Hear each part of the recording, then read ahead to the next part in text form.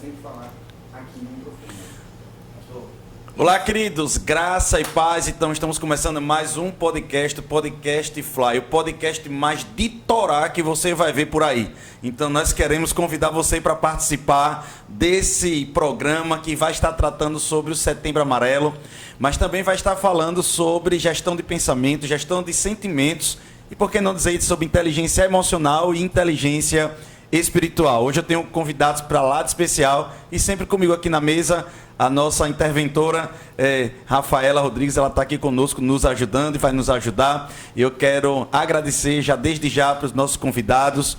Nós temos aqui hoje o Capitão Maio, capitão da Polícia Militar. Ele também é ministro do Evangelho, ele é Master Coach e ele também daqui a pouco vai se apresentar muito mais. Eu também estou aqui com o William Reis, ele que é um Master Coach também, consultor, palestrante, ele que também acompanha muitas turmas. Eu não sempre me confundo, Sebrae, Senai, Senac, eu sempre... É um dos S's aí. E o William também desenvolve um trabalho muito importante na nossa comunidade, dentro daquilo que nós chamamos de Academia de Inteligência Espiritual, palestrando e ministrando em vários cursos. E hoje nossa mesa aqui está muito, mas muito recheada. E eu começo com vocês já com uma problemática, né? Eu vou botar aqui na tela. E eu queria que o pessoal cortasse para a gente aqui, algo que nós acompanhamos desde 2018 para cá, que são dados que só vêm aumentando. Esse dado está desatualizado, já quero dizer. Eu colhi no G1 de 2018, você pode colocar lá suicídio e doenças mentais, você vai encontrar no portal do G1, e ao você procurar lá, você vai ver justamente em 2018 esse dado. Entretanto, como eu disse a você, foi 2018, está desatualizado. Eu já vou fazer aqui uma tempestade de ideias. Vou falar algumas coisas aqui e, de fato, nós vamos, baseado nisso, trazer um conteúdo para o Setembro Amarelo. Talvez você conheça alguém, talvez você seja também esse alguém que está passando por algum sofrimento psicológico, emocional, espiritual. E eu posso dizer para você, querido, que está aqui conosco, ou você, querida, que está aqui conosco, eu quero dizer que existe um caminho, existe algo. Não desista de você, porque Jesus não desistiu de você. Esse é o nosso tema desse Setembro Amarelo. Não desista de você, porque Jesus não desistiu de você. Nós vamos lançar o nosso banner comemorativo desse mês, ou na verdade, um banner, não poderia chamar de comemorativo, mas um banner que vai nos trazer um alerta para esse mês. Como irmãos também em Cristo, como igreja, temos essa responsabilidade de atender a comunidade, de levar uma palavra de paz, de esperança, de alegria.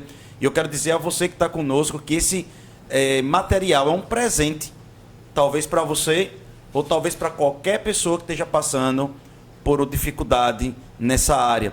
Talvez você diga, pastor, eu não estou pensando em suicídio, mas você vai ver alguns alertas que nós precisamos ter. E qualquer um desses alertas, eu digo que o Espírito Santo vai estar mostrando a você, ou alguém para você, e você vai compartilhar esse conteúdo. Eu já quero também pedir a você que desde já você possa se inscrever no nosso canal e acionar aí o sininho. Toda vez que esse sininho ele é acionado, ele vai gerar para você uma comunicação de que há conteúdo novo, fresquinho, chegando para você. Então, eu quero já desde já começar o nosso projeto aqui, desse dia, e o conteúdo sendo lançado na mesa. Então, quando a gente vai olhar para esse gráfico, a gente vai perceber que os suicídios e doenças mentais que geram, de fato, o suicídio, eles começam com alguns sintomas. E os sintomas mais recorrentes, o sintoma mais recorrente nas pessoas, que dá cerca de 35,8%, é o transtorno de humor. Sabe, o que é o transtorno de humor? Do nada, você começa a chorar. Um surto de choro. Do nada, você começa a sentir uma tristeza, uma melancolia muito profunda. Uma tristeza, uma melancolia muito forte. E você começa a não mais se conhecer. Suas emoções começam a não mais serem conhecidas por você. Então você começa a perceber que suas emoções estão flutuando em um descontrole fora dos seus pensamentos e da sua racionalidade. Você começa a perceber que é uma desconexão entre o que você está passando e o que você está sentindo. Quem sabe você está no meio do seu aniversário e vem uma tristeza profunda. Quem sabe você está no momento de uma grande vitória e vê uma grande tristeza profunda. Então, amados, isso vai ficar um pouco desconexo. E você começa a dizer, peraí, eu não sou assim. tem algo estranho comigo. A outra coisa é o transtorno por uso de substâncias psicoativas. Só juntando os dois, daria cerca de 57, 58%, ou seja, mais da metade dos casos começam com esses dois sintomas. Esse transtorno por uso de substância psicoativa é o seguinte, não é só o transtorno causado pela própria substância, ok? Naquele primeiro momento, existem substâncias que, por exemplo, vai fazer a pessoa de fato ficar mais inerte. A pessoa muito ativa acaba tomando aquela substância, vai ter mais sonolência, ela vai ficar um pouco mais vagarosa para pensar, e aquilo pode gerar correlatamente uma depressão profunda, algo nesse sentido, e despertar outras coisas dentro dela. Não é só sobre isso que está sendo tratado, mas também a decorrência dessa substância. Muitas vezes as pessoas estão tomando remédio por muitos anos. Estão tomando remédios para dormir por muitos anos, para relaxar por muitos anos. Eu vi uma pessoa um dia desse dizendo assim, pastor, eu não tomo remédio nenhum psicoativo. E eu percebendo que a pessoa estava com problemas. Eu disse, você não toma nenhum remédio? Ela disse, não, eu só tomo muscular. 2 a 3 vezes por semana. Eu disse, você toma muscular quantas vezes por semana? De 2 a 3 vezes. Querido, eu vou dizer para você um negócio. O cara toma muscular 2 a 3 vezes por semana, ele vai para um estado de letargia, de torar. Porque eu não sei se você já tomou, espero que você nunca tome, mas você fica uns 2 dias zonzo.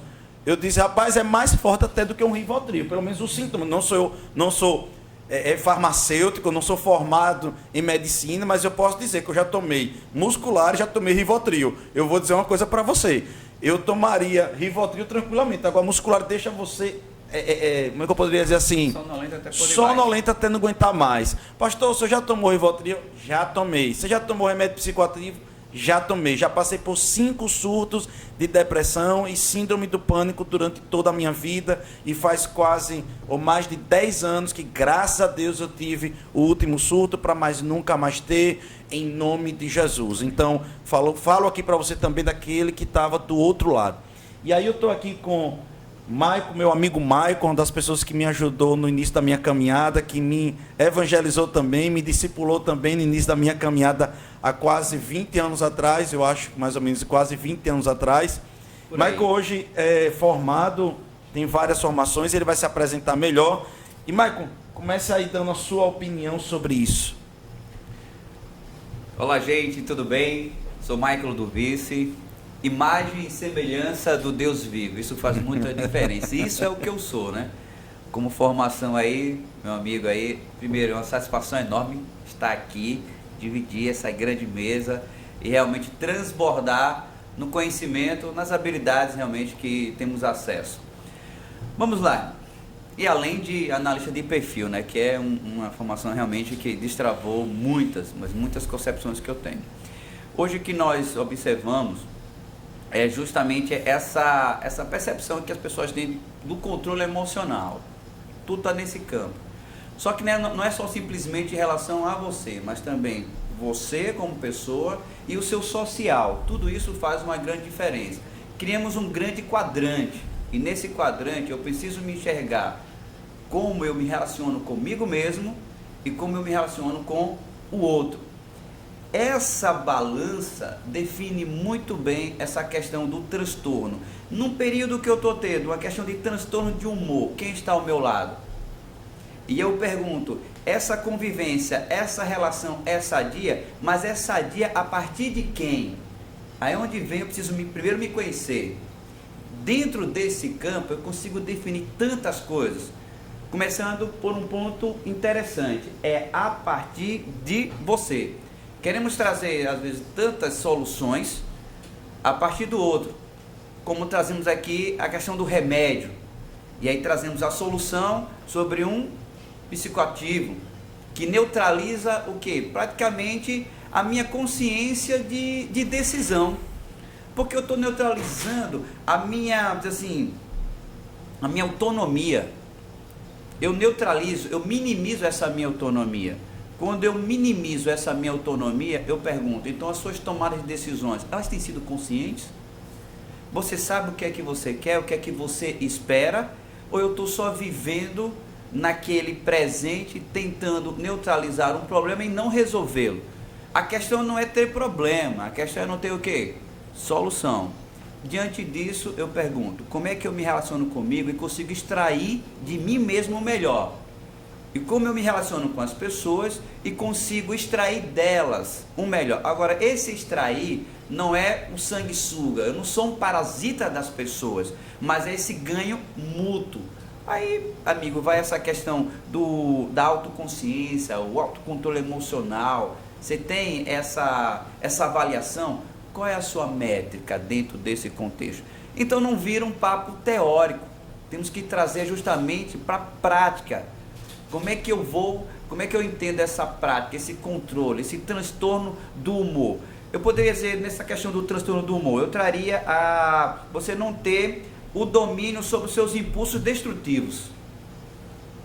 Quando eu não tenho o domínio das minhas emoções, esses impulsos destrutivos, então eu já sei que você precisa melhorar o seu autocontrole emocional. Mas para você ter um autocontrole emocional, você precisa ter autoconsciência e uma autoavaliação precisa. Quais são os meus limites? Muitas das vezes nós queremos fazer algo tão gigantesco, mas não entendemos quais são os nossos limites e nos colocamos em situações o quê? Adversas, nos colocamos. Eu sou daquela linha que a gente só vive aquilo que a gente tolera.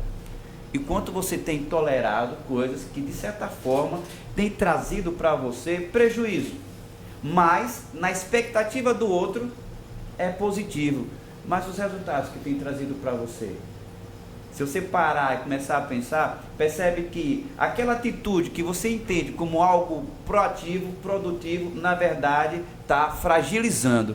E com certeza vem o quê? Frustração. Porque eu não consigo atender uma expectativa do outro e eu vou ter agora o quê? Um transtorno de humor. Justamente porque não atendi uma expectativa por falta de perspectiva. E a perspectiva é algo inerente a você. Dentro desse campo, irmão. Ok. William, sua opinião. Olá, queridos. Primeiro, pastor, dizer da alegria em estar aqui hoje, né, nessa mesa, poder estar aqui transbordando, também recebendo. Quando o senhor falou aí sobre a questão de remédios, né, me veio muito na minha lembrança. Eu sou terapeuta, sou coach, trabalho também com essa parte aí. E eu tenho visto que pessoas às vezes não entendem que remédio, às vezes é um paliativo. Remédio é uma intervenção e em algum momento pode ser bênção. Sim. Mas quando você é um uso prolongado, vira uma dependência. E, queridos, todo mundo entende um pouquinho que o remédio, ele, ao longo da vida, durante muito tempo, existe um efeito colateral. É como o irmão Maicon falou, né? Às vezes ele vai inibir algumas coisas na gente, vai bloquear muita coisa. Então, quando a gente entende um pouco sobre inteligência emocional, quando a gente entende um pouco sobre neurociência, e aí é algo fantástico, pastor, porque a neurociência, ela explica, ela nos ensina que nós podemos produzir dentro da gente hormônio, neurotransmissor, sem medicação alguma. Isso é possível. É comprovado que um abraço produz um neurotransmissor, um sorriso, a atividade física. Então, quando a gente quer se livrar, né, desses traumas, desses problemas, desses bloqueios, é uma mudança também comportamental. É uma mudança de estilo de vida. Outro dia um irmão falou assim: William, quando a gente está perto de você, um irmão que ele faz treinamento comigo, ele viaja muito comigo para me ajudar dirigindo às vezes, ele fala: William, quando a gente está perto de pessoas como você, como um pastor, a gente não consegue ficar ansioso e depressivo. Eu disse: mas cara, por quê? Ele é simples. Hoje eu acordei cedo e aí eu fui caminhar, por influência sua, fui caminhar, tomei meu café com minha esposa, fui trabalhar, agora estou indo para um curso com você, a gente lá vai brincar, vai se divertir, vai aprender, vai estudar. A gente está quebrando um carro falando sobre família, sobre casamento, sobre finanças. Então, pastor, o equilíbrio emocional, ele também passa por uma mudança comportamental, uma mudança de estilo de vida. E eu já atendi muitas pessoas que eram dependentes de remédio. Remédio para dormir, remédio para acordar, remédio para ansiedade, para aquilo.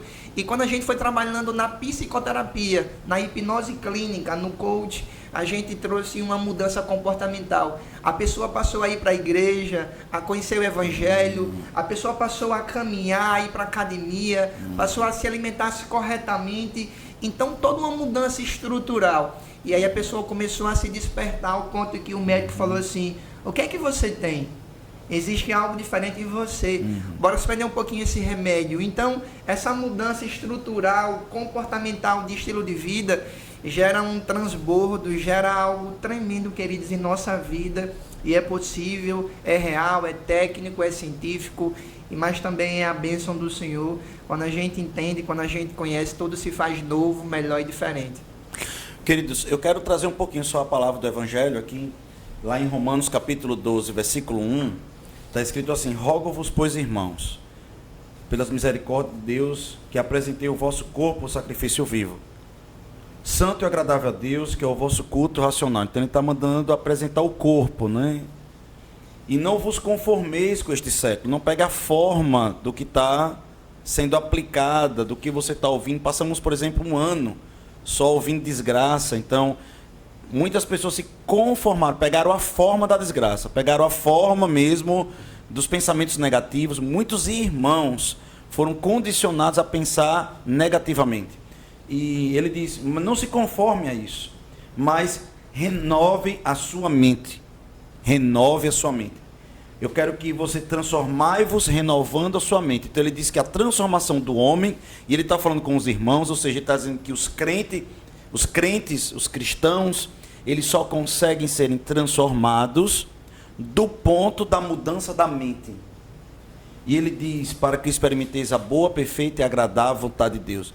E o que eu vejo aqui é uma coisa extraordinária, que é como se Paulo estivesse dizendo assim: está todo mundo arrebentado, tem uns irmãos arrebentados, mentalmente arrebentados, tudo bem, não tem problema, como você estava falando. O problema não é ter problema, o problema é não ter solução. Não tem solução. E aí, o William fala da questão do remédio. Muitas vezes a pessoa pensa que a solução é o remédio. Porém, nós não estamos dizendo que o remédio é desnecessário. O que nós estamos querendo falar é que o remédio, ele vai trazer para você um momento de equilíbrio, para que você possa, no meio desse equilíbrio químico, que é, na verdade, algo forçado, você construir, nesse meio tempo, um raciocínio, um desenvolvimento, que é o que Paulo está falando. Você tem que renovar sua mente. É você que tem que buscar fazer de fato, estar em ambientes que possam promover a boa gestão dos pensamentos e sentimentos. Paulo, ele joga a responsabilidade em cima da gente. Vou melhorar esse argumento. Muitas vezes eu procuro, por exemplo, em um remédio psicoativo, e dizer assim: pronto, eu agora estou bem. Não estou mais com depressão, não estou mais com pensamento suicida, não estou mais com aquela angústia profunda, os meus pensamentos não estão mais soltos, eu não estou mais nas cadeias mentais. E aí eu acabo agora tomando 1 ano, 2 anos, 3 anos, e alguém pergunta para você: você tem ido para a academia? Você começou a desenvolver uma atividade física? Uma vida mais saudável? Você tem tido uma alimentação condizente? Você tem tido uma vida com sua família mais saudável? Você tem tido uma vida espiritual melhor? Você tem tido um desenvolvimento intelectual? Tem um propósito de vida? Desenvolver um propósito de vida com metas? Eu estou jogando só, não estou concluindo. Não, então você vai ficar dependendo desse remédio a vida toda. Porque o remédio não está mudando a ideia, ele está bloqueando a ideia. E eu queria já mostrar algo para vocês do que o William estava falando. Essa imagem aqui fala muito, né, para a gente, que essa imagem aqui trata sobre uma sinapse. Isso é uma capilaridade, né, uma microscópica capilaridade entre neurônios, né, passando uma informação. Então você tem uma ideia e um sentimento, passa por isso aí. Só que nesse caso está sendo mostrado os neurotransmissores, e existe uma fenda em que essa fenda é liberado o hormônio para se comunicar, então só passa a ideia dessa forma. Nesse caso, uma boa ideia, está sendo passado serotonina ali, né? Então, se está sendo passado serotonina, provavelmente esse indivíduo está rindo, ele está alegre, ele está feliz aqui. Então, nesse momento que ele está feliz, o receptor está recebendo essa alegria e está sendo liberado para o organismo para ter a reação condizente, congruente, por aí vai. Então, você pergunta, Deus está nisso? Tá, porque na hora que Deus ele está trabalhando com você, é isso que está sendo liberado dentro de você. Então, o que o William está falando é exatamente sobre isso. Então, eu queria perguntar a vocês, começa por William, depois finaliza com o Michael, a questão da autorresponsabilidade e a possibilidade de mudança de pensamentos dentro da gente. Onde entra a autorresponsabilidade? Pastor, E o que é autorresponsabilidade? Primeiro, queridos, entender que a autorresponsabilidade, né, é uma convicção, é uma certeza, é uma crença, é a clareza que eu sou o único responsável pela minha vida. Que o comando da minha vida depende de mim. Repita, por favor. Autorresponsabilidade é entender que a vida que eu tenho levado, eu sou o único responsável. Isso. É entender que eu tenho controle sobre minha vida. Sabe, queridos, a gente talvez não tenha o controle da vida, melhor dizendo, quem tem é Deus. Mas o comando a gente tem. Eu não posso, pastor, de repente controlar a tempestade, o vento, a correnteza, isso eu não posso. Aí é Deus. Mas o comando eu tenho. Eu embarco, não embarco, vou para o leste, vou para o sul. Então, existe um poder que Deus deu a gente, né? Dominai, multiplicai, seja fecundo. Então, Deus deu essa liberdade para a gente, essa possibilidade para a gente.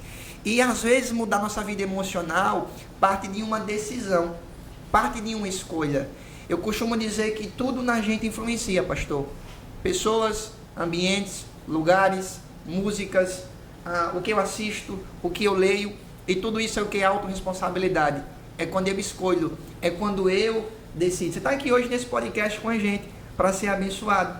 Tem gente nesse mesmo tempo, não criticando, vendo novela, vendo família sendo destruída, um trai o outro. Então isso é autorresponsabilidade, poder escolher. Então quando você muda os seus ambientes, você muda as pessoas, os lugares, você muda a sua gestão dos pensamentos. E como consequência você muda os seus sentimentos.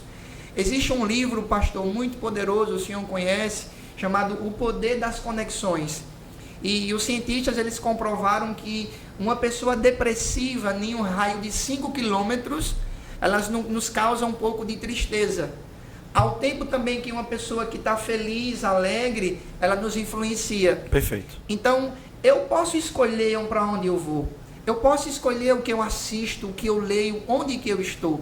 Então, queridos, esse entendimento sobre autorresponsabilidade faz com que a gente tenha pensamentos diferentes, mentalidade diferente, tem uma metanoia, sabe? É mudar de mentalidade, é o que Paulo diz, renovai a vossa mente. Então, pastor, eu era um cara há 7 anos atrás ansioso, eu era um cara estressado, eu era um cara depressivo, eu era um cara travado. Pastor, eu tinha vergonha de até comer na frente das pessoas. Eu não, se pegasse um copo de água, toma aqui essa água, eu não tomava com vergonha. E não era algo que eu nasci assim, queridos. Deus me fez perfeito. Foi algo que, com os estímulos da vida, que eu tive errado, que eu não tive, eu me tornei. Mas quando eu entendi que eu tinha autorresponsabilidade, quando eu entendi que Deus muda a gente, quando eu entendi que o Evangelho, o poder que tem, e também aprendi técnicas, isso mudou a minha vida. Quando eu passei a pensar diferente, eu passei a sentir diferente, passei a ser diferente, e foi uma mudança transformadora de dentro e fora. Porque quando a gente adquire inteligência emocional, pastor, é uma mudança interna e externa. Eu penso diferente, eu raciocino diferente, eu sinto diferente, aí isso vem no externo. A gente fica mais bonito, fica mais feliz, mais contente, Sim. O rosto muda. Sim, é algo verdade. extraordinário. Verdade. Michael, eu queria, diante disso aqui, você pode também dar sua opinião sobre o que ele falou. Eu queria também que você pudesse também ver algo na minha mente do que ele falava. Às vezes a pessoa que está dentro de... Eu já vi muita gente, eu acompanhei muitas pessoas. Porque às vezes a pessoa está doente e não percebe. E é o que está sendo tratado, nós começamos o podcast falando sobre isso. São pessoas que estão com sintomas que vão levar outro, uma cadeia que pode, no final, ele dizer bem assim, rapaz, a solução é me matar.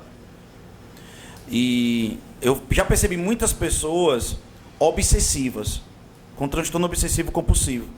Dentro dessa autorresponsabilidade, eu já vi muitas pessoas, por exemplo, dizendo assim, o motivo de eu estar doente do jeito que eu estou é meu marido. Porque se ele fosse assim, ele fosse assado, ele fosse de tal jeito, ele fosse de tal forma, eu não estaria doente assim. O motivo de estar doente assim é meu filho, que se meu filho fosse diferente assim, assim, assado, eu não estaria doente assim. Então fica dando a entender que a vida dessa pessoa só vai mudar quando a vida da outra pessoa mudar. E o problema é que essa outra vida pode não mudar. E aí? Então, autorresponsabilidade nisso. Qual é a chave nesse sentido? Talvez essa pessoa já desenvolveu até um transtorno obsessivo compulsivo por essa pessoa, por essa outra pessoa, né? Pessoas até que já se separaram. E a outra pessoa está assim, obcecada pela pessoa que se separou. É uma loucura, né? Está adoecendo nesse sentido. Eu vou mais além, tá? Essa obsessão é trazida também para aquela relação com Deus. Que Deus não me abençoa, Deus não me ajuda, porque toda noite eu vou lá e faço aquela oração. Olha, Pai, eu entrego em tuas mãos. Beleza, e se der errado, de quem foi a culpa? É muito fácil. A gente precisa entender que Deus trabalha com pessoas autorresponsáveis. Show, muito bom. Tá entendendo? E quando eu não chego com autorresponsabilidade, com certeza, a resposta de Deus para nossas vidas sempre é trazendo autorresponsabilidade. É a partir de você. Porque, veja, ele já sabe qual é a parte dele. A questão é você saber aquilo que você é responsável. Basicamente, essa mesma relação que eu trago para o outro, eu quero tratar Deus também dessa forma. E eu trago essa repetição de padrão em tudo. Se eu estou no trabalho, se eu estou no meu relacionamento, se é nas amizades, o meu de hoje não foi legal porque você não fez isso. Agora veja, perceba, um ponto básico na autorresponsabilidade. Vivemos, todo autorresponsável, ele vive por perspectiva. Esse é o nosso Deus. Ele entenda, ele não espera. Ele já sabe o que é que já vem de você. Está entendendo? Está lá aquela árvore que ele criou, que ele construiu. Imagina só, você tem uma goiabeira. Ninguém chega para a goiabeira esperando dela o quê? Querendo dela o quê? Mamão? É impossível isso. Sim. Bem assim é Deus. E muitas das vezes criamos expectativas totalmente diferentes da nossa essência e da nossa criação. Sim. Uma pessoa autorresponsável, ela começa a ter foco. Quando ela começa a ter foco, o que é ter foco? É justamente você identificar o que é importante. E o que é que está impedindo? O que é que está bloqueando a minha visão? E aí a pessoa autorresponsável, o que é que ela faz? Quando ela entende que algo está bloqueando, ela coloca a culpa. Olha um termo que sempre uma pessoa que não é autorresponsável vai utilizar: culpa. Sim. A culpa é de alguém, a culpa é de B, a culpa é de C. Na verdade é a autorresponsabilidade, a responsabilidade de quem é. Tá certo? Agora, voltando para a pergunta lá que o pastor Joselito lançou. Quando eu trago para uma pessoa esse peso, vamos dizer assim, essa culpa, porque isso não é uma responsabilidade, tá? É justamente porque, gente, é muito fácil eu lançar para o outro o meu resultado negativo. Sabe o que é isso? Consciência sem atitude. Eu costumo dizer o seguinte: se a consciência por si só resolvesse,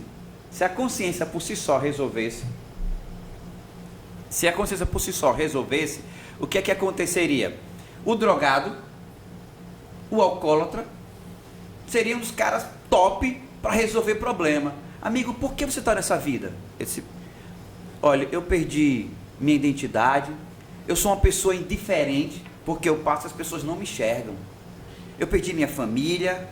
E o que é que acontece nesse contexto? Que eu perdi tudo. Mas você perdeu tudo isso por quê? Por conta do álcool, por conta da droga, por conta do crack. Eu pergunto, isso não é consciência? Ele sabe quando ele começou, quando desenvolveu. Agora, e aí? O que é a consciência sem uma atitude? Muitas pessoas estão vindo até para a igreja, muitos conscientes do seu estado, mas não querem tomar uma decisão. O autorresponsável, ele toma uma decisão. Um livro muito bom para isso aí chama-se O Poder da Autorresponsabilidade. Livro pequeno, acredito que em uma semana a pessoa lê. Um livro pequenininho, que ele traz alguns parâmetros e auxilia bastante nesse contexto. Agora traz a pessoa para onde? Para o foco. Mas para o foco não é para o outro. Para você. Sabendo que é a partir de você essa decisão. Quando eu tenho um foco, veja, eu sei o que é que eu tenho que fazer. E aí você não traz, entenda, às vezes o nosso passado, sendo ele bom ou ruim, pode nos travar. Tem pessoas que têm um passado de glória e o presente não está sendo congruente. Ah, mas antigamente eu era feliz. Pessoas que vivem no passado, qual o resultado dela? Depressão, não é isso? Vai estar depressiva, porque o foco dela no passado. E aí você tem hoje uma pessoa que possa, mas imagina muito algo no futuro. Eu vou ter o quê? Uma certa ansiedade, porque o foco dela está lá. Eu preciso só equilibrar isso aí. Quando eu começo a equilibrar, entendendo, tomando como base o que William trouxe sobre comando. É interessante, eu hoje como capitão entendo isso. Mas não no contexto porque eu sou oficial e estou liderando. Mas pense numa competência que ela é inerente a todos nós. Porque veja só, se na essência fomos criados para quê? Para dominar. Faz sentido isso? Fomos criados, Deus nos deu isso. Domine. Como é que eu posso ter um domínio, amigo, sem comando, sem posicionamento, sem saber que eu sou responsável por aquilo? Quando eu não entendo a minha responsabilidade, eu jogo o resultado para as outras pessoas e para Deus. E aí o que é que eu espero? Aí eu lanço para você uma expectativa e eu quero que você cumpra essa expectativa. E aí o que é que vai acontecer? Veja, eu não estou sendo autorresponsável. Vou te culpar porque você não está tendo um resultado interessante. Por que você não está tendo um resultado interessante? Primeiro, uma pessoa que é autorresponsável jamais ela vai pedir de você algo que não é da sua essência. E jamais ela vai tentar produzir nela aquilo que não faz parte da essência dela, do propósito dela. Primeiro ponto, clarificação. Clarificar o seu propósito. Michael, facilita isso aí? Como é que eu posso clarificar meu propósito? Se aproxime do Criador. Porque isso aqui pode servir de cotonete. Quantas pessoas já viram pegar uma caneta e estar tirando cera? Foi útil? Não foi útil? Foi útil. Mas o propósito foi esse? Vamos dizer que eu queira ali trocar um quadro. Eu não tenho uma escada. Vocês utilizariam o quê? Uma cadeira. Tá, a cadeira não foi útil, mas o propósito dela foi escada? Não, nós precisamos entender o nosso propósito. Precisamos entender o nosso propósito. Porque senão vamos querer viver, sabe o quê? Uma vida, não há nenhum problema em ser útil, mas querer viver uma vida só de utilidades, sem cumprir propósito. Quantas pessoas estão sendo úteis, mas não estão cumprindo o seu propósito? Entende? A autorresponsabilidade foca você no propósito que Deus criou. Então, se eu tenho dúvida quem eu sou, pergunta ao Criador. Se aproxima do Criador, que quanto mais, veja, então quer dizer que quanto mais eu me conheço, eu vou conhecer a quem? A Deus. Porque jamais Ele vai te distanciar daquilo, do propósito que Ele definiu para você. Então, quanto mais eu me aproximo de Deus, mais claro fica quem eu sou. E quando você sabe quem você é, quando você tem certeza da sua identidade, você sabe do que você é capaz e você não aceita menos.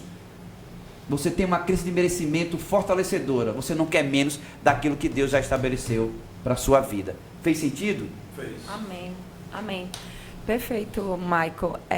Trazendo esses dois contrapontos entre o que o William colocou e o que o Michael colocou, veio um dado interessante aqui em relação a... O senhor falou algumas estatísticas de suicídio no início, pastor, sobre pastores que têm se suicidado.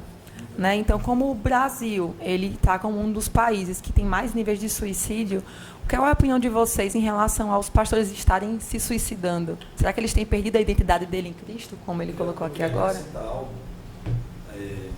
A pergunta, eu acho que a gente pode enlarguecer essa pergunta, né? Existe um livro chamado As Emoções Tóxicas, um livro muito, como é que eu poderia assim, muito recheado, ele é feito por 2 especialistas na área de intoxicação neuromuscular e na parte também de interações humanas. Repito, o nome do livro é Emoções Tóxicas. Ele diz o seguinte, que os Estados Unidos ele utiliza por ano cerca de 8 bilhões de remédios psicotrópicos. Isso dá a entender que é o país que mais é depressivo no mundo. Só que ele faz uma correlação a mesma correlação que a Rafaela colocou aqui. Ora, como é que eu posso... Você falou que se aproxima de Deus, né? Se aproximou de Deus, acontece algo extraordinário. Mas, o pastor, um nível de pastor gigantesco que tem se suicidado. Ao mesmo tempo, eu também digo, poxa, muitas pessoas se suicidam porque não são felizes. Mas o país mais feliz do mundo, teoricamente, o país que mais tem entretenimentos, né? Teatro, hotéis, parques temáticos, tudo que pudesse ter emprego, capitalismo, oportunidade de desenvolvimento financeiro, é o país mais depressivo do mundo. Então, o país mais doente do mundo. Aí eu finalizo também com um documentário que eu vi acerca no Netflix.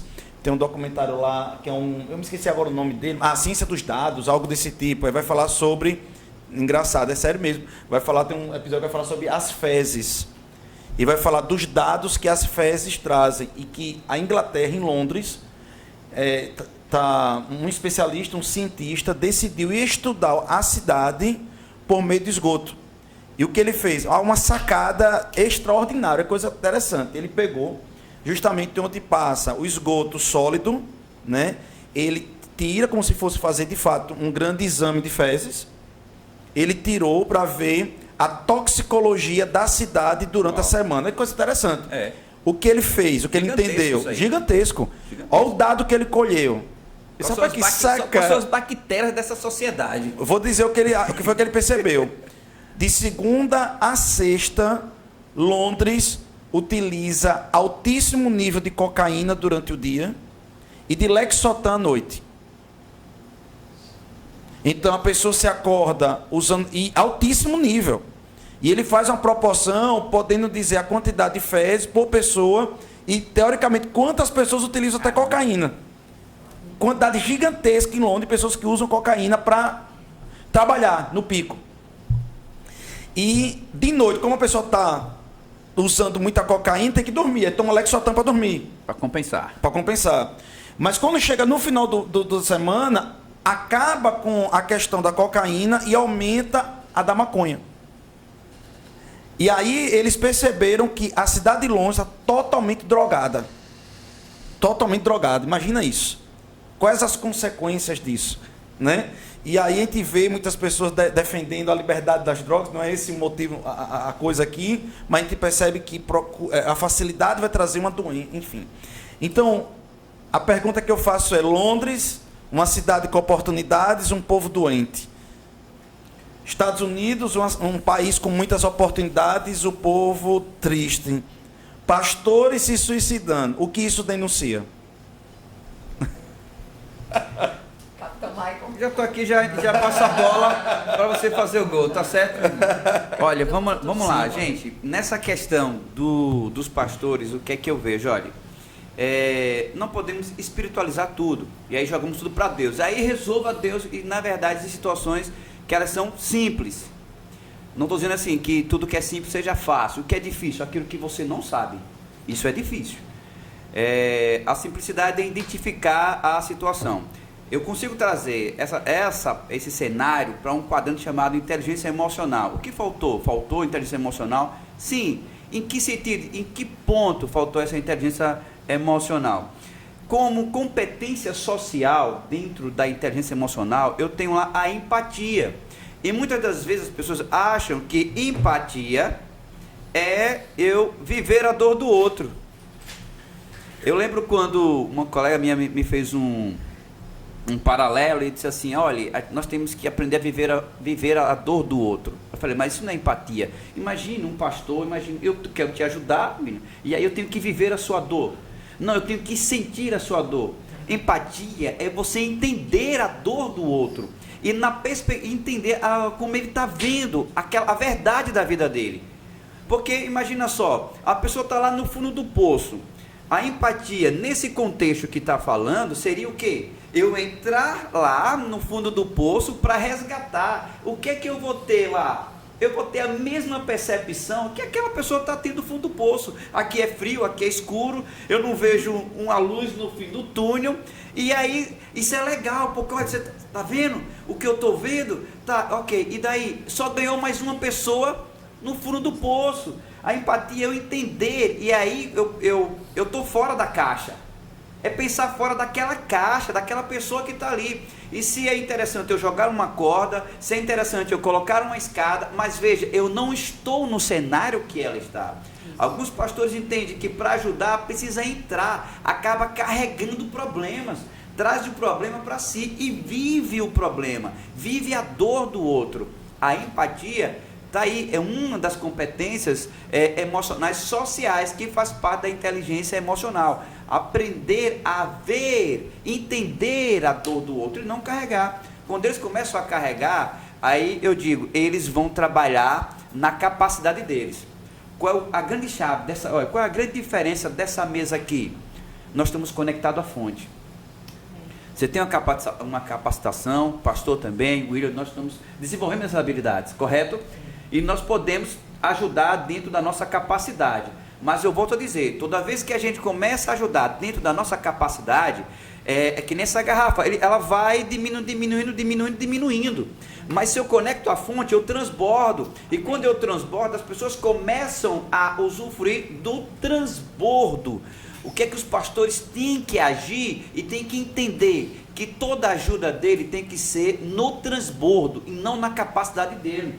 É quando eu estou conectado à fonte. Agora, não neutraliza a habilidade dele. Não neutraliza, eu não estou dizendo. Agora, é dentro da sua habilidade, Deus quer transbordar. Dentro da sua habilidade, meu amigo, Deus quer transbordar. Não é lançar para Deus. Fala para mim, qual é a funda, qual é a baleadeira que você tem, e eu faço você transbordar na sua habilidade, mas conectado à fonte.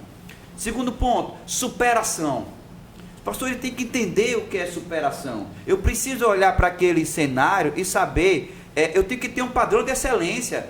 Como é que eu posso querer me superar sem um padrão de excelência? E eu digo mais, o que é padrão de excelência? Todo padrão de excelência é piso, nunca é teto. Então com Deus, todo padrão de excelência é base, nunca é teto, porque não há limites para aquele que está em Deus. Quando eu tenho essa consciência de superação, ele precisa entender qual é a visão positiva do futuro. Qual é a visão, meu amigo, que você tem? Você, pastor, qual é a visão que você tem? Quando ele não...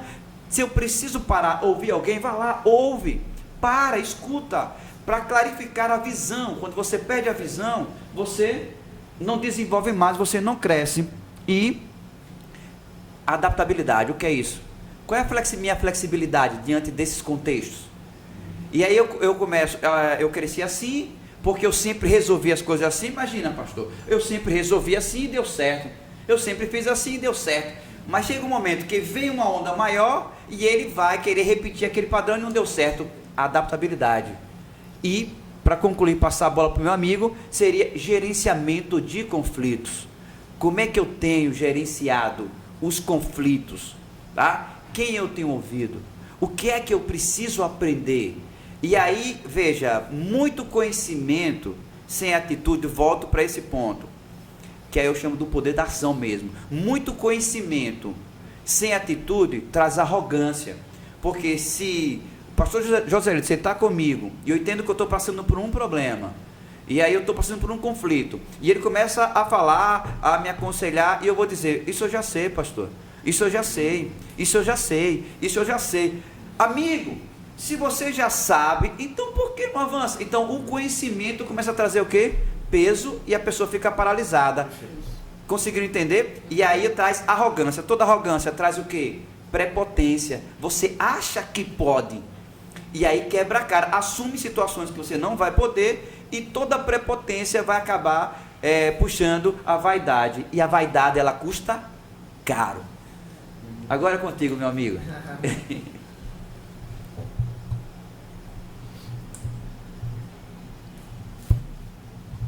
Então, Rafaela, sua pergunta, nada é por acaso, né? Deus sabe de tudo. Eu estava ontem em casa à noite, né? Próximo de dormir, e estava assistindo o pastor Josué Gonçalves, né? Um treinamento para líderes de casais, mas líderes como um todo do ministério, líderes como um todo para a vida. E ele tratou sobre isso ontem, e como isso me chamou a atenção.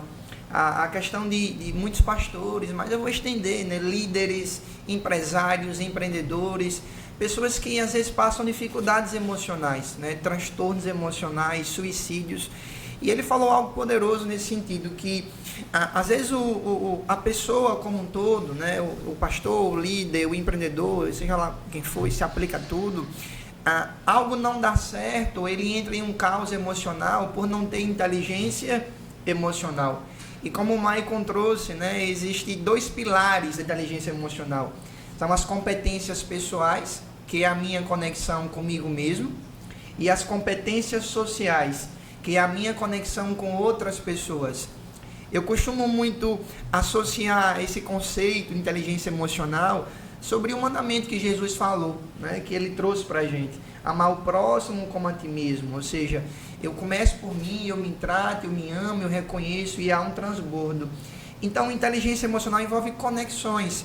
E aí, quando você entra nos pilares da inteligência emocional, você passa pelo autoconhecimento, pela autoconsciência, pela empatia, a adaptação, o impor limites, o se posicionar. Então, o líder, seja ele pastor ou não, ele está lidando com pessoas. Ele está lidando com o ser humano. E a gente não pode, Maicon, né, colocar religião na coisa, né? Se há uma pessoa religiosa, William, como assim? A gente sabe que nós somos um espírito. Nós habitamos em um corpo, mas também temos uma alma. Isso. Temos emoções. Então, às vezes nem tudo é espiritual. Então, quando a gente lidera pessoas, haverão problemas. Eu lembro quantas mensagens o pastor me mandou: filho, cadê você? Filho, não veio para o culto, dando trabalho ao meu pastor. Imagina um pastor que não adquire inteligência emocional, lidando com seres humanos que têm dores, que têm traumas, que têm problemas, que têm bloqueios. E aí, quando ele não tem, qualquer líder, seja ele quem for, vai ser 2 pessoas feridas, uma olhando para a dor da outra. Então, queridos, quando a gente lidera pessoas, quando a gente está lidando com o ser humano, dizem por aí que o ser humano ele é difícil, né? Ele é complicado. Eu particularmente discordo. Eu acho que o ser humano ele é entendível, ele é compreensível. Por isso que nós nos formamos, né, em analista comportamental. Conhecer do ser humano. A maneira que eu ajo não é a que o pastor age. A maneira que eu sou não é a que Michael é. Cada um tem uma forma, Deus deu uma essência para cada um. Já fizemos um curso aqui na igreja sobre isso, Michael, sobre perfil comportamental, né? Sobre esse autoconhecimento. Vamos ter mais em breve, né, pastor? Vai ter muitos. Temos aí a Inteligência Espiritual Academia. Então, queridos, todos nós precisamos de inteligência emocional, do pastor ao líder, ao gestor, quem lida com pessoas, e isso é algo que serve para tudo. Quando a gente não tem, a gente adoece emocionalmente, a gente adoece mentalmente e a gente entra em um poço sem fundo. Só que tem um porém, né, Michael? Quando a gente para entender, poço não tem fundo. Então, quando a gente entra lá, alguém pode puxar a gente mais para baixo ainda. E o que está ruim, infelizmente, pode piorar. Então, a inteligência emocional, Rafa, ela é a chave para tudo. É o segredo, né, no natural falando, para muita coisa, para quem está com pessoas liderando, é fundamental. Eu espero que você que está nos acompanhando lá, você que está nos acompanhando aí, eu quero que você possa ir pegando cada insight aqui. Talvez você diga, não, isso não é para mim, mas aquilo é. Por isso que está sendo aqui, de fato, uma tempestade de ideias acerca desse assunto, que não é um assunto que nós vamos conseguir concluir em um podcast. São muitas vertentes, muitas situações, mas aí você vai refletindo. Uma coisa que eu queria mostrar para vocês aqui é que muitas pessoas estão passando por problemas psicológicos, outras pessoas que estão do lado, como acabou de falar aqui também, e eu quero tocar mais um pouquinho nisso que a Rafaela falou e trouxe a baila aqui, é que muitas pessoas que estão ao redor chegam e dizem assim, isso é frescura, né? A pessoa está passando por um problema emocional, a pessoa está passando por uma dor emocional, a pessoa que está do lado diz, isso é frescura, e acaba fechando muito mais o coração daquela pessoa. Se ao ponto que a gente diz que a responsabilidade é sua para você poder sair disso, nós também queremos dizer para você que a gente entende que de fato você está sentindo uma dor. Ninguém está negando isso e ninguém está dizendo que você não está vivendo algo real. E também ninguém está dizendo, como o Michael bem falou aqui, que você não quer sair. O que o Michael falou aqui foi algo poderoso quando ele disse assim, que todo mundo que está passando por uma situação dessa é consciente de que tem algo errado, que tem algo que precisa mudar, mas muitas vezes não consegue tomar uma decisão. Então, nós sabemos que você está passando por uma dor, que você quer sair disso, mas nós queremos aqui ensinar você como sair ou dar alguma ajuda nesse sentido. E aqui mostra-se um gráfico, um desenho, uma ilustração, melhor falando, da dor social e a dor física. Aqui provavelmente é uma pessoa que está com câncer, uma pessoa que está com uma cãibra, uma pessoa que está com uma lesão, algo desse tipo no corpo e está sentindo dor. São os pontos que são atingidos. E aqui em cima é a dor social, uma dor que a pessoa está sentindo, uma tristeza, uma raiva, uma depressão. Qualquer dor psicológica, ela reflete... Eita, deixa eu trazer para cá. Ok. Então, aqui ela também reflete no cérebro. Então, o cérebro entende como uma dor tão física, tão poderosa quanto um braço quebrado. Então, o cérebro entende da mesma forma. Então, você está sentindo dor? Sim. É frescura? Não. Mas, como o Maico falou também aqui, o problema não é o problema é que tem, ou a solução é que tem saída, né? Então, o grande lance tem saída. Eu queria falar algo para você, que está passando por isso, né, falando do pastor, falando dessas incongruências, né, por assim dizer, eu queria falar como pastor. O pastor, assim como outras pessoas, podem passar por uma coisa chamada da síndrome do cavaleiro preso na armadura. Né? Eu acho que existe um livro chamado Cavaleiro Preso na Armadura, e talvez o pastor ele carregue em si uma responsabilidade de demonstrar que está tudo bem. E aí ele vai sentindo isso, de fato, mudança de humor, ele vai sentindo tristeza, ele vai sentindo angústia, ele vai sentindo uma escassez interna, e ele não abre o coração, ele não procura alguém para conversar. É por isso que pastores têm que procurar pastor. É por isso que psicólogos precisam procurar ajuda também. Psiquiatra precisa procurar ajuda. Um coronel da polícia precisa procurar ajuda. Porque além da farda existe o homem. Existe alguém lá dentro. E que é um ser humano que está passando por dificuldades. Que talvez no dia a dia tem que ser igual a Naamã, que está leproso por dentro, mas tem que demonstrar que é um general de guerra. E aí somente a serva, somente a esposa dentro de casa sabe que aquele general está doente, que aquele pastor está doente. E muitas pessoas procuram paliativos, procuram a fuga. Nós entendemos a importância de ter o lazer. É um dos pilares. Daqui a pouco nós vamos falar sobre isso, eu vou trazer para cá também um pouco sobre isso. É um dos pilares o lazer. É um dos pilares você poder ter um tempo de qualidade com sua família. É um dos pilares você poder descansar. Mas entenda, às vezes você está sentindo isso daqui e você precisa racionalizar isso. E essa racionalização só vem quando você abre a boca, quando você conversa, quando você procura ajuda, quando você procura uma outra pessoa. Nós temos aqui pessoas na mesa que podem lhe ajudar. Nós estamos aqui para poder lhe ajudar. E nós estamos dizendo para você que não fique com essa dor só. Que você precisa procurar alguém de confiança, para você poder conversar, para você dizer o que você está sentindo.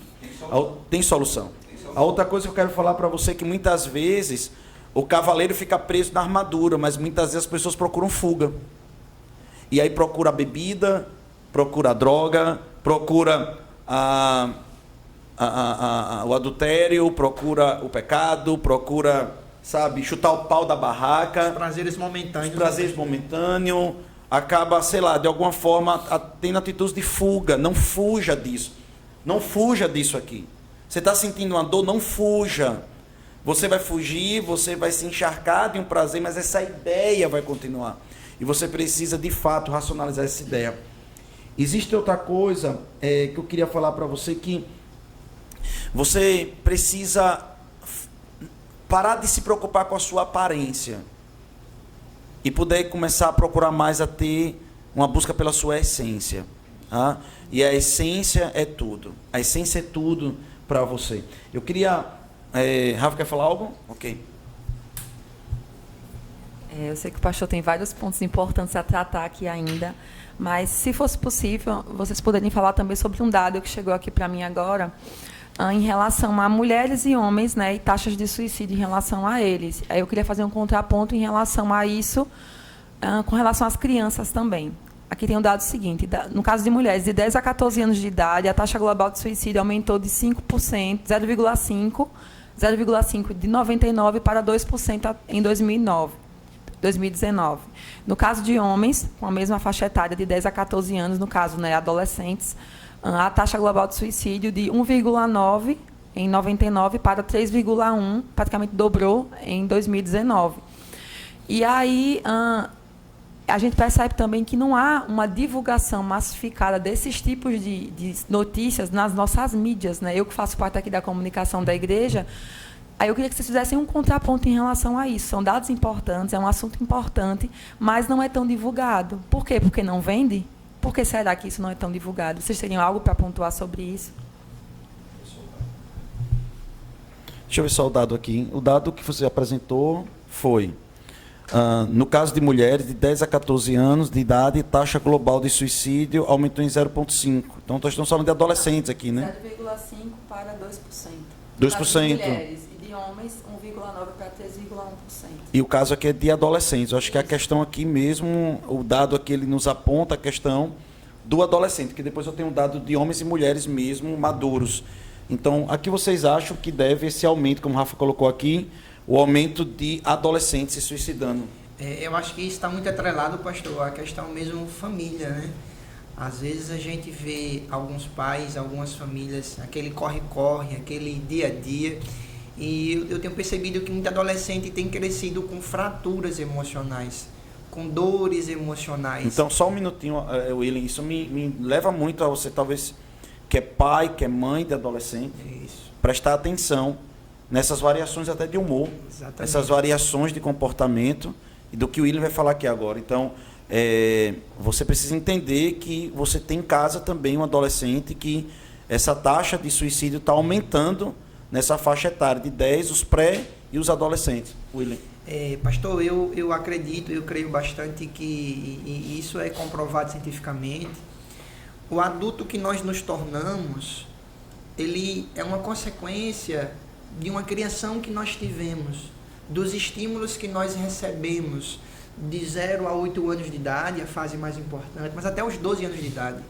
Todo estímulo que a gente recebeu, carinho, afeto, eu te amo, palavra, reconhecimento, ali formou a minha autoestima, a minha personalidade, a minha coragem, a minha essência como um todo. Quando o meu filho nasceu, pastor, quando ele tinha um mesinho de idade, eu pegava ele e colocava no espelho junto com a mãe. E eu dizia, João Miguel, quem é esse bonitão? Quem é esse gatão? Quem é esse abençoado? Quem é esse maravilhoso? Hoje eu vejo o meu filho com 1 ano e 10 meses, Rafa. Ele olha para o espelho sozinho em casa e fica, sou eu. Então, não é um exercício de brincar com a criança. Não é algo motivacional, mas é colocar o estímulo certo. Porque eu já fui professor no Senac durante 5 anos e eu dava aula para jovens de 15 anos. E quantos jovens eu vi, Rafa, que tinha capacidade, que tinha inteligência, mas quando eu colocava assim, fazer um seminário aqui na escola agora, fazer na aula, colocar uma apresentação, o jovem travava de ter dor de barriga, de ter ansiedade, ter calafrio. Às vezes faltou do pai e da mamãe falar, eu te amo, você é capaz, você é importante, você é a minha joia rara, você é a minha princesa. Esses estímulos, quando não foram plantados, eles fizeram falta. Sabe, queridos, eu vivenciei separação na minha infância. Meu pai separou de minha mãe, eu era bebê, eu tinha 2 anos de idade. E eu era criança, eu olhava para a escola e dizia assim, por que todo mundo tem papai na escola e eu não? Por que fulaninho tem isso e eu não?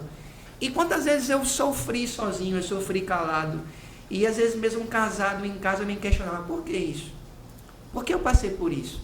E hoje eu entendo que é um passado, faz parte da minha história, mas que com o Senhor, né, colocando a minha vida no altar, colocando a minha vida em Deus, eu pude ressignificar, eu pude restaurar. Então, papai e mamãe, entenda, daria um outro podcast sobre isso, entenda que você precisa ser presente com o seu filho.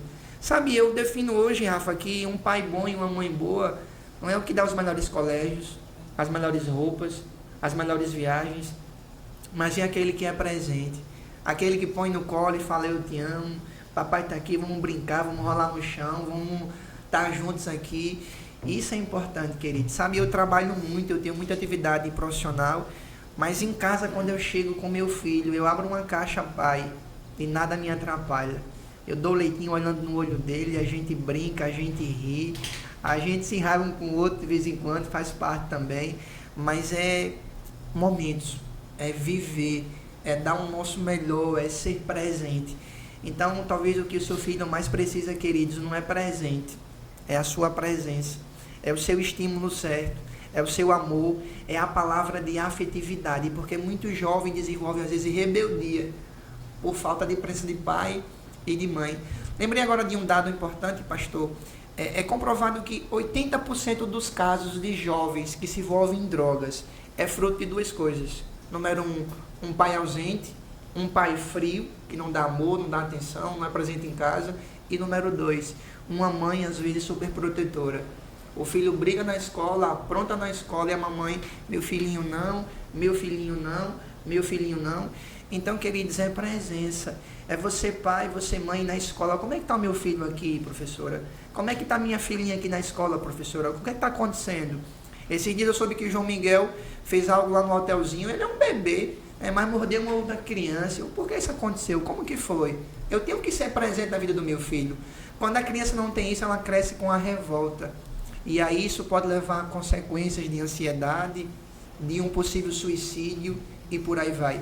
Eu sou muitas vezes procurado, atenda meu filho, eu não sou especialista em jovens, em criança e não atendo, mas a gente vê hoje em dia muitas crianças, infelizmente, já sofrendo de cedo, depressão, ansiedade, traumas, dores e um possível, infelizmente, suicídio. William, você estava falando sobre fratura emocional. Eu sei que o professor Tony, da Universidade da Flórida, ele tem um trabalho muito nesse sentido. E qual a sua definição, uma definição pedagógica sobre fratura emocional? Que você acabou dizendo assim, o que você acha que está acontecendo é isso aí, a fratura emocional. Mas para deixar mais claro, o que é a fratura emocional? Eu costumo falar, pastor, que de forma bem simples, uma fratura emocional é uma dor que eu tenho, é uma carência que eu tenho, é um bloqueio que eu tenho que me interrompe, que me atrapalha e que me bloqueia. Exemplo, quando o senhor, como pastor, né, e meu líder espiritual, meu pai espiritual, quando o senhor me chama para uma reunião e me dá um feedback, né, uma correção, se eu me magoo, tem muito a ver mais comigo do que com o senhor. Uma pessoa com fratura emocional de autoestima, ela vai querer ser aprovada o tempo todo, ser elogiada o tempo todo, porque existe uma fratura, existe um vazio, existe uma dor, existe um gap, existe algo que não está correto. Então, quando a gente desenvolve inteligência emocional, a gente vai corrigir, a gente vai resolver, a gente vai curar nossas dores emocionais. Ok. Michael, sua opinião sobre isso? Olha, como meu amigo bem falou aí, aqui surgiram vários temas para estourar em vários podcasts, né? Bastante, tá? Bastante. E eu queria iniciar só retomando aquele ponto do cavaleiro. Sim. Tá? E eu quero dizer o seguinte, muitas das vezes os pastores, líderes, pais, trazem aquela realidade de herói.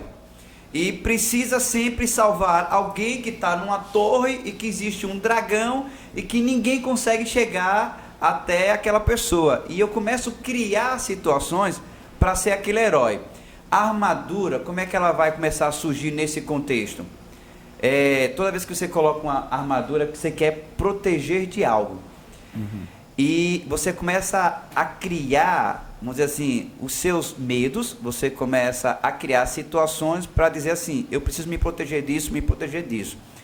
E de repente, mesmo que eu queira ajudar, entenda, esse cavaleiro que está cheio de armadura, eu não consigo tocar nele, eu toco na armadura dele. Sim. Eu não consigo, ou seja, está tão protegido que até para alguém ajudar não consegue, porque ele está tão cheio de armaduras.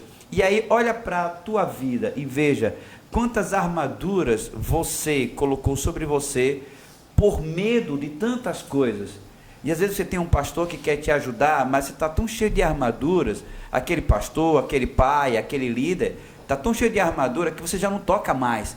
Você toca no cavaleiro, você toca na armadura. E você não consegue tocar aquela pessoa que está lá dentro. Só que aquela pessoa que está lá dentro, ela está defiando. Porque não vai se alimentar bem, não tem uma flexibilidade. Está conseguindo entender? E a realidade, para ele se sentir importante, é dizer que está resolvendo um problema de alguém. E na verdade, ele está criando um problema maior para ele. Mas enquanto eu estiver ouvindo, eu estou salvando alguém. Mas entenda, para salvar outra pessoa é a linha de qualquer salva-vida. Ele primeiro tem que garantir a vida dele. Como é que eu vou salvar uma pessoa se eu mesmo estou fazendo um ato suicida? Não existe isso, tá? Não existe isso. Então, voltando para cá. E muitos pais começam a viver de aparência, que é dentro de um contexto. Hoje,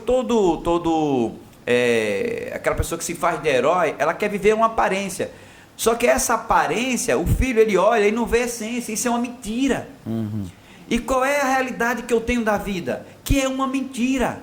Porque se aquela pessoa que eu entendia que pode me amar, que pode me validar, eu vejo ele chegar na reunião e dizer, não, eu sou um bom pai, né? Eu sou uma ótima mãe, e ver aqueles sonhos, vem cá filhão, e passa a mão na cabeça, e vê aquela alegria, mas ele sabe em casa quem ele tem.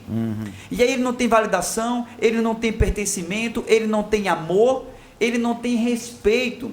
Quer ver uma coisa? A minha filha, quando ela chega para conversar, e está aqui, vamos dizer, pessoas adultas conversando, e ela já chega querendo falar. E o que é costume, o que é que a gente vê no costume? É chegar e dizer assim para a criança, que no meio de adultos, criança não fala. Oh meu Deus, isso eu estou bloqueando. Eu estou bloqueando. Ela precisa entender, ok, papai, o que você quer? Tranquilo, só um minuto, papai agora está conversando, ela já disse, mas eu dei oportunidade, ok, pai. Então, ou seja, trouxe pertencimento, eu trouxe validação para ela, naquele momento, eu trouxe amor, trouxe respeito, ela entendeu, eu parei para ouvi-la. E aí, nesse contexto, ok, aguarda, que papai já vai resolver isso aí. Mas eu desbloqueei ela naquele momento. Em que sentido? Se eu ensino para ela que em meio de gente grande, criança não fala, então quando ela, um grande profissional, estiver ao redor e ela entender que existe uma hierarquia, que existem pessoas que ela entende que são maiores do que ela nunca vai sentir à vontade para poder o quê? Expressar seus sentimentos, expressar as suas ideias. Por quê? Porque eu fui ensinado que no meio de gente grande, criança, ela não fala. E aí o que é que acontece? Muitas das vezes essa criança está vivendo uma repetição de padrão dos pais por criação deles mesmos. E o que é que acontece? Esses pais sangram em quem não os machucou. Sim. E aí eu disse, eu não vivi isso, mas meu filho tem que viver. O que é que ele traz para a vida do filho? A perspectiva dele, ele cria uma expectativa para o filho. E meu filho tem que cumprir essa minha expectativa. Só que aí o que é que acontece? Fere a essência, fere o propósito. E elas começam a se sentir o quê? Que eu não sou ótima, eu não sou boa, porque eu não consigo ser aquilo que meu pai quer. Gente, qual é a grande riqueza do pai? É justamente ser essa pessoa que tem uma liderança inspiradora. Falta nesses pais uma liderança inspiradora. Qual é a visão que eu trago para o meu filho do propósito para ele cumprir? Quando eu não trago isso, eu trago a minha visão e eu bloqueio. O que é que ela quer? Eu não quero mais sentir essa dor. Eu não quero o meu pai olhar para mim e dizer que ele não tem satisfação, porque eu não consigo agradá-lo. E aí que ela entende que o suicídio é a melhor resposta. É a droga, é onde perde para um traficante, é onde perde para uma droga, é onde perde para um relacionamento totalmente desvirtuado. Por quê? Porque lá ele diz, você é meu. Ele é respeitado, ele é ouvido e ele é amado. E as pessoas, voltam ao que o William falou, dá tanto presente, não, eu dou tudo, não falta nada. O que é que falta? O pai. O que é que falta? A mãe. E aí o que é que acontece? Ela encontra isso no gueto, ela encontra isso em outras áreas. E aí vai ter um relacionamento totalmente desequilibrado. O que é que vai acontecer com essa criança? Ela vai repetir esse padrão mais na frente. Ou ela vai repelir, ou vai repetir. E aí nesse momento ela entende que isso é uma fuga.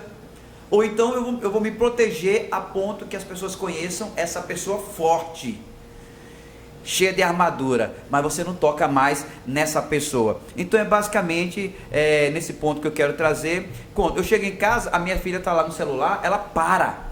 Por quê? Chegou o pai. Ela entende a validação. Jamais no celular vai conseguir ter mais importância do que o pai, do que a mãe que chegou. Mas eu pergunto, hoje é essa a realidade? Não é. a televisão, o celular, e você acha normal, porque você deu, não, mas ele está calminho, está tranquilo. Você está perdendo o seu posicionamento. Aonde o pai ou a mãe, um líder, não se posiciona corretamente, qualquer coisa ou alguém vai substituir o seu lugar. E aí é um efeito dominó. É cair, é queda. Então, eu tenho algo para falar sobre isso, bem rapidinho. A questão da nossa geração é uma geração que, até o Dr. Augusto Cury, ele fala sobre a questão da... Somos a geração mais cheias de informação. Então, a informação está chegando por todo canto, aos ouvidos e aos olhos dos nossos filhos. E isso sem uma gestão para poder transformar essas informações em dados inteligência em sabedoria, e de sabedoria e inspiração. Então eles estão sendo bombardeados, sendo discipulados, treinados, informados de todas as formas. Além de tudo isso que foi colocado aqui, seja por William, a questão da conectividade dos pais, seja por Michael, no que diz respeito ao que ele acabou de apontar.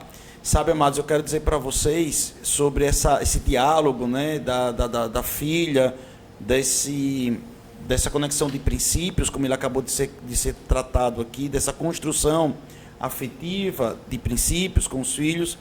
Existe também o cuidado que nós precisamos ter com o que está chegando aos ouvidos e aos olhos dos nossos filhos. Por quê? Algum tempo atrás, a gente viu aquela questão da baleia azul, né? E literalmente, para quem é formado na área de coach, sabe que a Baleia Azul foi um programa desenvolvido com todos os princípios de coach ali.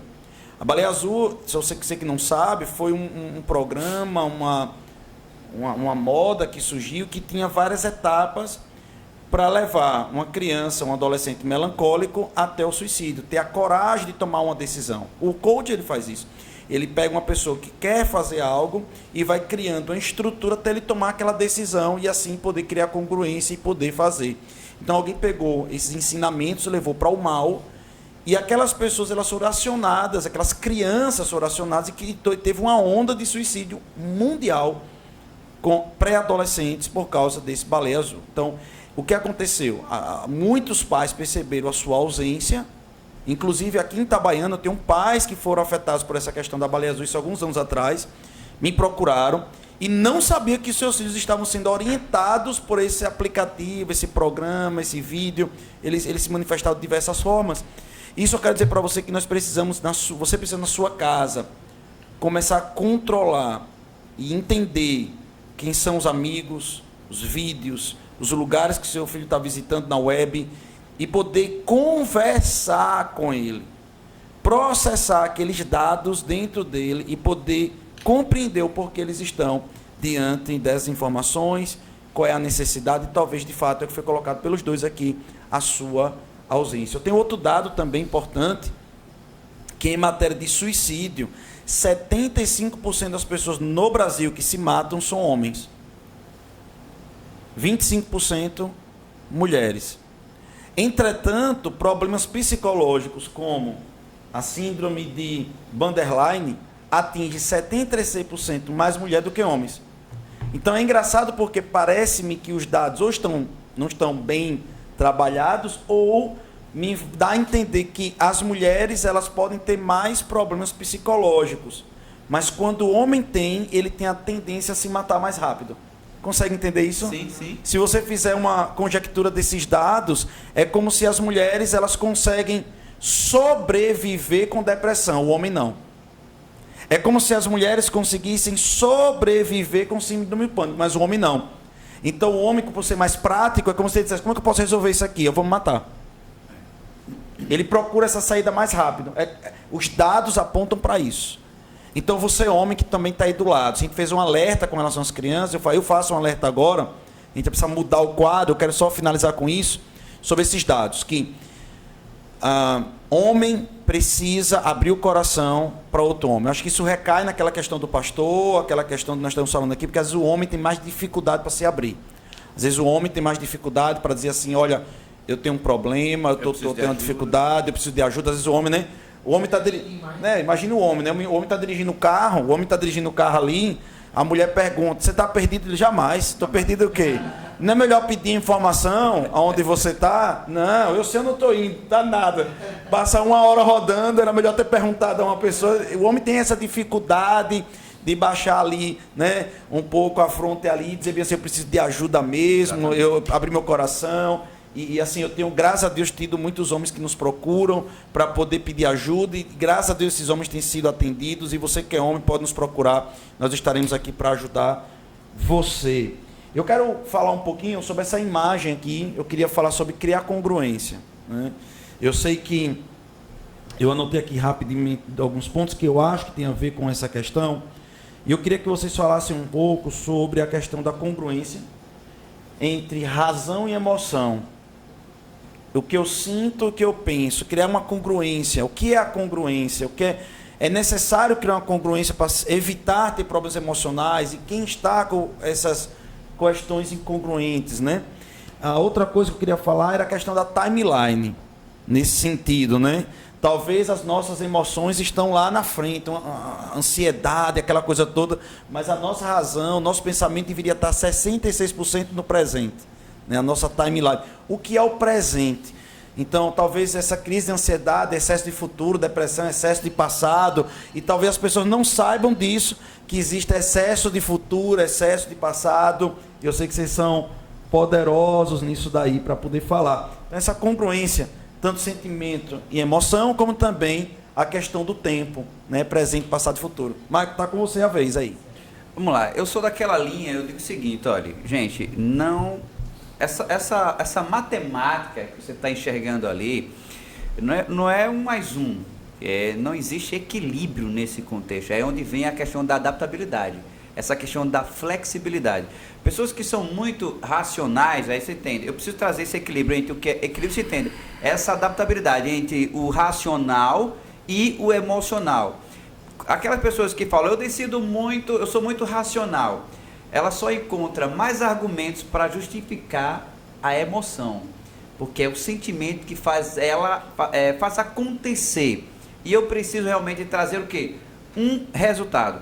Quando eu não equilibro essas equações, de que forma? Não avaliando a situação, não avaliando hoje o que nós chamamos de foco atemporal, entendendo o que tem que estar no passado, entendendo o que tem que estar no presente, entendendo o que tem que estar no futuro. Eu costumo dizer que todo passado ele tem que ser um aprendizado. As pessoas querem recomeçar e dizem assim, vamos recomeçar do zero. Não existe recomeçar do zero. Você recomeça do ponto onde você parou.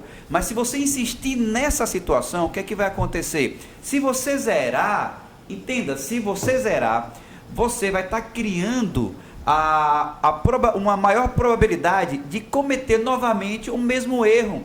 Porque o passado ele serve de aprendizado. Aonde você errou, você já sabe, eu aprendi. Errar não é o problema. A questão está na prática do erro. E além do mais, ou seja, às vezes, para quem tem foco, gente, o erro é um alinhamento de mira. Como policial militar, eu tenho um alvo e eu começo a fazer alguns disparos. E eu identifico o que naquele alvo lá?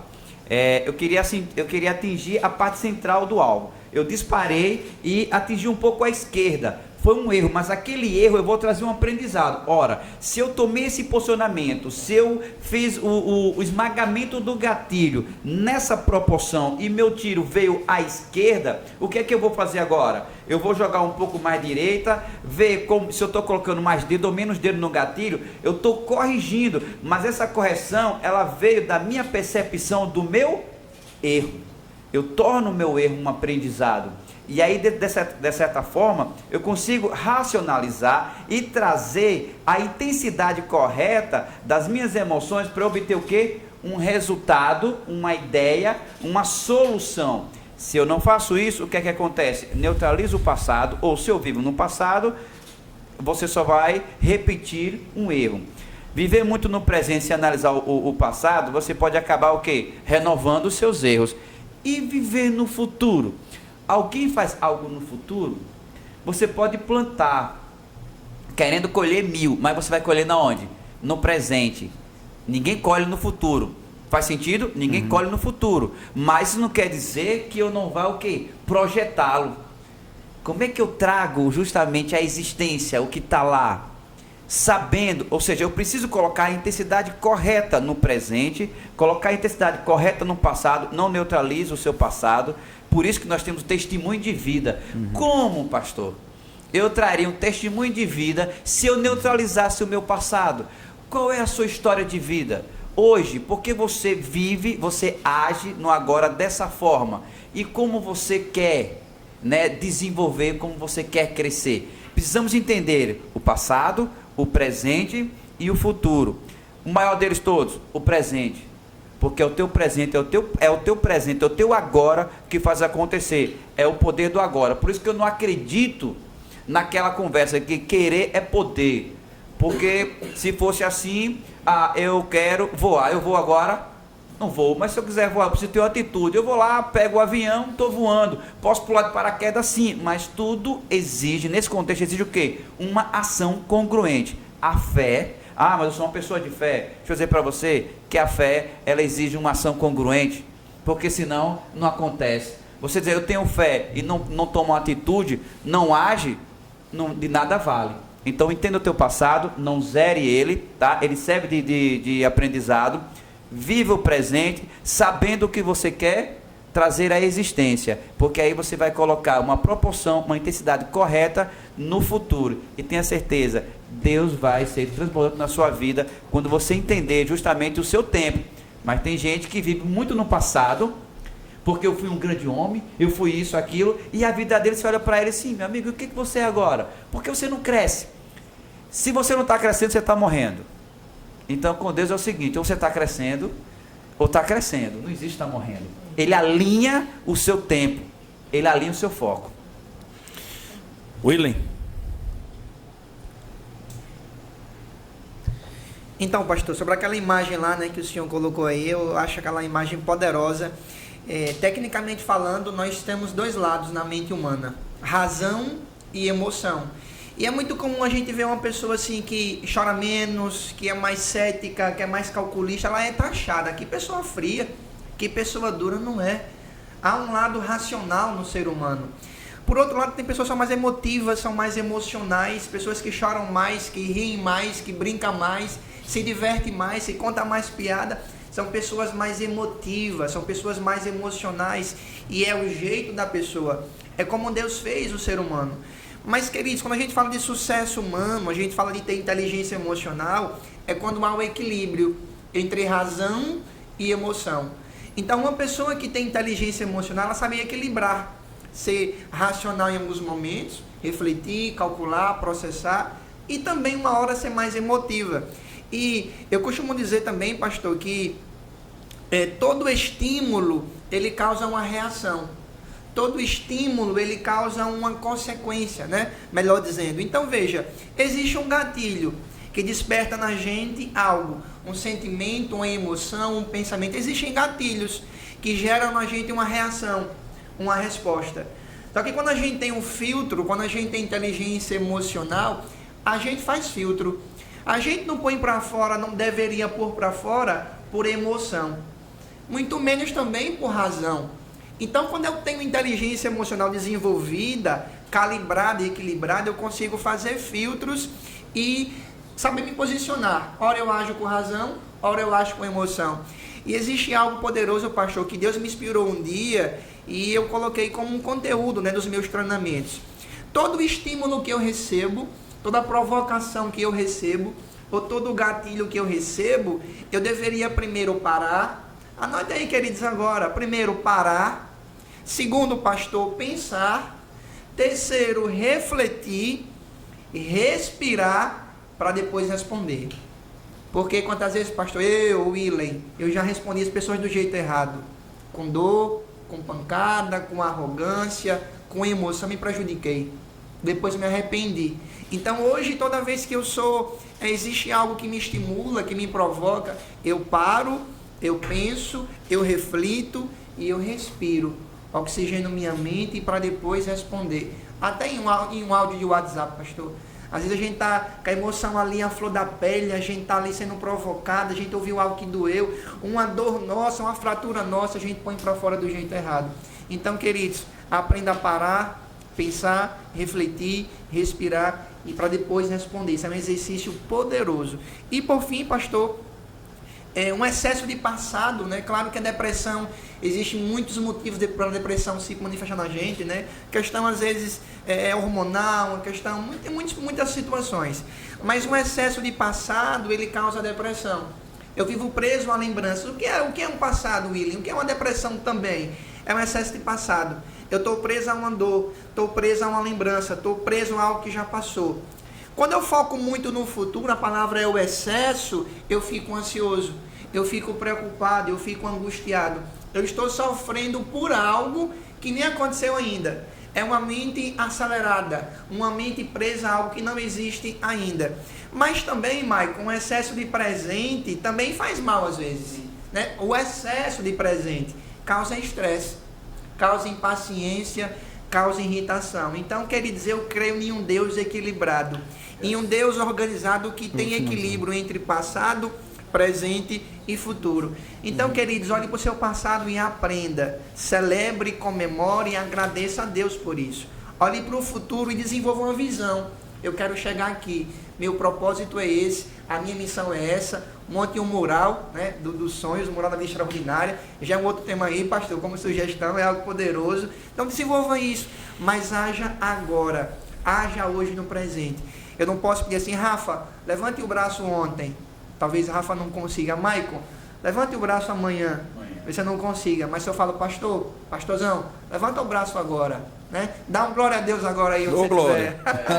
Então, é aqui que a gente pode agir no futuro. E esse equilíbrio entre passado, presente e futuro me faz viver uma vida plena no Senhor, uma vida transbordante no Senhor, porque eu vou ter equilíbrio emocional. William, eu estou quase finalizando já o podcast, chegamos no tempo limite, é muita coisa boa, né? Eu acredito que foi gerado um conteúdo muito bom aqui, o pessoal recebe em casa, mas talvez alguém diga assim, poxa, eu queria ter um contato maior com o William, com um profissional, com uma pessoa, como é que as pessoas podem lhe achar? Amém, pastor. Eu estou no Instagram lá fortemente, @willen.reis, WILLEN, @willen.reis. Também via WhatsApp, né? 98098169. Eu atuo com terapia, eu atuo com processo de coaching, atuo com mentoria, atuo com hipnose clínica. Então, querido, se eu puder ajudar, poder contribuir, eu estou à disposição, vai ser uma honra. Eu costumo dizer que Deus tem me tornado um profissional pregando princípios, usando a palavra. Por que não dizer que eu quero me tornar, e estou me tornando, né, um profissional, um terapeuta cristão? Porque com conhecimento da palavra, com os princípios é diferente. Sim. Havia um William antes, pastor, existe um outro agora. Tem sido diferente. Às vezes, numa sessão, Deus se manifesta. Oh, glória, exatamente. E acontece coisas sobrenaturais, porque Deus usa a técnica também, Deus também usa o profissional para tratar de vidas e de pessoas. Talvez você está em casa dizendo assim, poxa, eu queria um profissional eu pudesse ter a confiança que vai usar as técnicas, mas não vai atingir o meu espírito de uma forma negativa. Talvez muitos cristãos tenham esse medo, né? Exato. De dizer, poxa, eu queria para um profissional que pudesse trabalhar comigo, mas que não agredisse minha fé ou coisa parecida. Eu recomendo William, recomendo Michael, você procura eles vão lhe ajudar muito. O William, particularmente, faz parte da nossa igreja. As pessoas da cidade, não é da igreja somente, da igreja também, mas da cidade. Ele sabe o que eu estou falando, né? Eu vou comprar o celular, é o cara lá do celular. Eu faço terapia com ele. O dentista faz terapia com ele. E o outro faz terapia com ele. Todo mundo aqui é abençoado pelo profissional que o William é. E, sinceramente falando, todo mundo tem dado um feedback muito positivo. Então, quero recomendar o William para você. Michael, por favor, como é que a pessoa pode lhe encontrar com um profissional dessa área? Vamos lá, gente. Então, pelo WhatsApp, tá? 99148-1884. Esse aí, 24 horas, até pela condição de militar, então meu celular ele nunca fica desligado. 24 horas, quem já precisou, né? Nesse contexto, como policial, eu digo assim, eu nem quero que você precise, né? Porque é BO, né? É BO. Eu não vou desejar BO para você. Mas, olha, Mike, eu desejo alta performance. Aí sim, conversa com a gente aqui, uma mesa realmente muito bonita. E nesse contexto, como análise de perfil comportamental, sabendo entender o seu desenvolvimento, né, o teu potencial, tuas competências, pela análise de perfil comportamental, dentro desse processo de coach, tanto pelo WhatsApp e pelo Instagram, Michael Ludovici Office. Esse Michael é M de Maria, A, Y, K, E, L, L, U, D, U, V, I, C, E. E esse Office é com 2 F, tá? Michael Ludovici Office. Você acaba me encontrando aí. Agora, próxima semana, pastor, estarei indo para São Paulo, em coautoria com outros colegas também, que eu sou daquela linha que Deus não une pessoas, Deus une propósitos. Então, estou aí lançando o livro O Legado, justamente com autoria, entendendo que homens e mulheres de Deus, eles têm um legado. Eles não passam sem deixar uma história, sem deixar realmente uma visão. E é isso aí. Ok, eu quero deixar uma mensagem para você antes do brinde. Nós finalizamos sempre com brinde. Eu quero deixar uma mensagem para você e uma oração. E depois a gente finaliza com brinde. Eu quero ler para você o que está escrito em 2 Timóteo 1,7, em que está escrito assim: porque Deus não nos tem dado espírito de covardia, o espírito de medo, mas de poder e amor e de moderação. Amém. Entenda, tudo isso que está vindo sobre você de forma negativa não vem de Deus. Não vem de Deus. Pode ter sido uma pessoa, pode ter sido até mesmo o diabo, a vida ou algo parecido. Mas Deus deixa muito claro que isso não veio dele. Então, não tenha dúvidas, isso não veio de Deus. Sendo assim, em Isaías 41:10 ele diz: não temas, porque eu sou contigo. Não te assombres, porque eu sou o teu Deus. Eu te fortaleço, te ajudo, te sustento com minha destra fiel. Número 1, encha seu coração de esperança. Número 2, deixa o passado para trás. Número 3, encare o futuro como algo muito bom. Número 4, respeite o processo de cura dentro de você. Sabe que muitas vezes você vai precisar passar por um processo. Vá dormir, vá descansar, você precisa dormir também. E se alimente bem, faça exercício, abrace quem você ama. Olhe para os seus filhos, olhe para a sua família, tenha tempo de qualidade, dê atenção a Deus, procure o Senhor. Fazer parte de uma igreja espiritualizada, comece seu dia orando a Deus, faça de Deus a origem do seu propósito, construa um propósito com metas, e adore o Senhor, louve ao Senhor e entenda, sorrir é coisa séria. Então, procure sorrir, procure ter uma vida mais leve, procure ter uma vida mais tranquila e saiba que Deus é contigo e Ele está do seu lado. Nós sempre finalizamos, né? Sempre parece que nós estamos já há um tempo, né? Esse é o 3º podcast. Amém. Esse é o 3º podcast. Então, desde o primeiro, a gente finaliza com um brinde. E nós queremos dizer para você o seguinte: esse é o podcast Fly, o podcast mais de Torá que você vai ver por aí. E eu quero que você já se inscreva nesse podcast. Eu quero que você possa acionar o sininho. Não se esqueça de compartilhar esse conteúdo com muitas pessoas que precisam. Assista de novo e você vai nos achar por várias plataformas, Instagram, Facebook, pelo YouTube, e nós estaremos sempre juntos. Eu quero finalizar com um brinde, né? Cada um dá um brinde, a gente brinda no final falando Fly. Então, hoje eu quero brindar a sua libertação. Eu quero brindar a sua cura. Eu quero brindar você. Eu quero brindar também, porque não dizer que faz 10 anos que eu não tenho um surto, faz 10 anos que eu estou liberto, faz 10 anos que Deus me libertou, me curou desse problema psicológico, emocional, e Deus, Ele me deixou em plenitude de vida. Faz 10 anos que eu estou dessa forma. Eu quero agradecer a Deus, eu quero brindar isso. Rafa? Eu quero brindar a todas as pessoas que serão abençoadas com esse conteúdo. E a você que vai assistir e vai compartilhar com todos aqueles que precisam. Eu brindo a isso. Eu brindo a sua alta performance. Hoje, houve uma mudança na sua vida. Você já não é mais o mesmo. Só pelo fato de se expor a esse programa de grande excelência. Eu estou brindando ao seu crescimento. Willen, seu brinde. E por fim, queridos, eu quero celebrar o que Deus começou a transformar algo em você hoje, a lhe curar hoje, lhe libertar hoje. Já começou hoje isso na sua vida, então celebro isso na tua vida hoje. Cura emocional, restauração e ressignificação em nome de Jesus. Setembro Amarelo, não desista de você, porque Jesus não desistiu. Nos procure e eu declaro sobre a sua vida, em nome de Jesus, cura, libertação. E todos vocês que estão nos assistindo, eu declaro você completamente livre, cheio de vida e abençoado. Então vamos para o nosso brinde. Fly!